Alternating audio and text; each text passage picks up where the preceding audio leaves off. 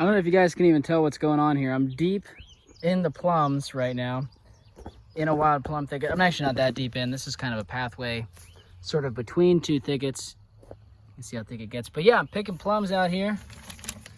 This is a yellow variety. Shrubs are loaded this year. I'll try to give you, you guys can kind of see, there's little golden yellow balls everywhere.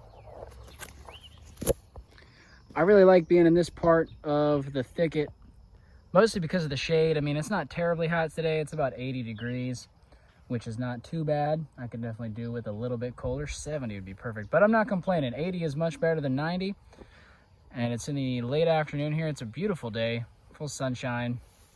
Lots of these plums out here.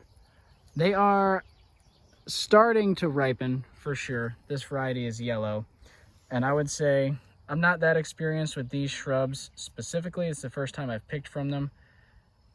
I think that these fruits are, well, upon taste testing them, they're rather tart, but that's to be expected with a lot of wild plums. I don't know that that is an indication of ripeness. Some are pretty decent. Some, like the really squishy ones, are definitely starting to be more on the sweet side. The main thing that I'm excited about is, as a nursery, I'd really like to grow these from seed, and so I'm after the seed. For that purpose, it's okay if we get some that are a little bit lighter in color, you know, maybe not quite as ripe, right? This one right here is riper than these based off the color, but I think we're close enough. The other thing is these don't ripen uniformly, so there's still loads of plums on here that are going to continue to ripen. I would say we're probably at the beginning of ripeness for this shrub. There are several different, I don't know if you want to call them varieties or what, within this patch, which I'll show you in a minute. Some are different colors, some are more kind of red. But I'm going to get through picking as much as I can out of this shady patch, and then we'll go back to where I started at the red patch. And then there's actually a few other patches I still need to check out, see how ripe they are. You can see some of these. These are definitely not ripe. They're still green. Kind of look like olives. I know I've briefly shown this area before. I'm at Pando Land out here in Raleigh, North Carolina. This is the other patch dead ahead of me. One of the other patch, like I said, there's several.